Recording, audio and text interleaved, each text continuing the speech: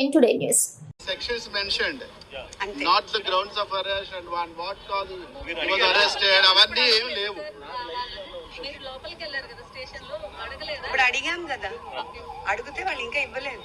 అన్ని ఒకటేసారి ఇస్తాము రిమాండ్ కి తీసుకెళ్ళినప్పుడు అని టెల్లింగ్.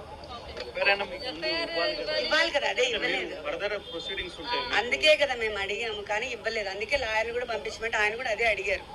ఇంతసేపు దానికోసమే కూర్చున్నాము. ఏం చెప్పారు? We are not going to give now. Remand కి తీసుకెళ్ళినప్పుడు అన్ని పేపర్స్ ఒకటేసారి we are going to give. Then how are you going to prepare? మేము ఎలా ప్రిపేర్ అవ్వాలి? That's what we asked. అంటే ఎందుకు ఒక మనిషిని అరెస్ట్ చేశారు అని ఎంతసేపు ఉంచడం కూడా illegal detention. That is what law. అంటే మీరు నెక్స్ట్ మీరు ఏం చేయాలనుకుంటున్నారు? వాళ్ళు ఎఫ్ఐఆర్ ఇస్తేనే కదా మేము చేయగలం. అంటే గ్రౌండ్ రీజన్స్ ఎందుకు అరెస్ట్ చేశారు అనేది ఇంకా దే ఆర్ నాట్ రివీలింగ్ కదా.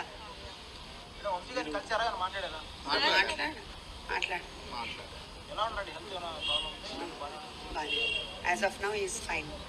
మీరు లీగల్ ప్రొసీడింగ్స్ పోవడానికి ఫర్దర్గా మీకు ఇప్పుడు without FIR you can't go. So మరి 1 day అయిపోతుంది ఆల్మోస్ట్ ఆల్. మీరు లీగల్ కాసేపట్లో మెజిస్ట్రేట్ ముందు హాజరు చేస్తారు. సో అటువంటి సందర్భంలో అదే మనం చెప్తాం అక్కడ. We can't tell anything. మీరు మెజిస్ట్రేట్ ముందు మీరు చెప్పే అవకాశం ఉంటుందని ఆయన చెప్తారు. ఇంకా మనకి ఎట్లా అవకాశం ఉంటుంది?